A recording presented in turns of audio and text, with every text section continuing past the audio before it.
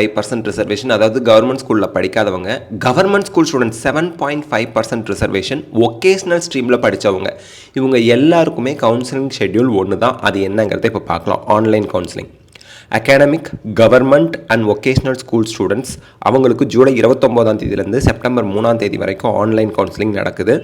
அதுக்கப்புறம் டீட்டெயிலாக எப்போ நம்ம வந்து சாய்ஸ் ஃபில்லிங் பண்ணணும், எப்போ வந்து ப்ரொவிஷ்னல் லிஸ்ட் விடுவாங்க, ப்ரொவிஷ்னல் செலெக்ஷன் லிஸ்ட், இதெல்லாம் நமக்கு பிறகு தெரிய வரும். சப்ளிமெண்ட்ரி கவுன்சிலிங் வந்து பார்த்திங்க அப்படின்னா செப்டம்பர் 6ஆம் தேதியிலேருந்து செப்டம்பர் 8ஆம் தேதி வரைக்கும் நடக்குது. அதுபோல் SCA SC ஸ்டூடெண்ட்ஸுக்கு ஃபில் ஆகாத சீட்ஸ் ஃபில் பண்ணுறதுக்கு 2 நாள்.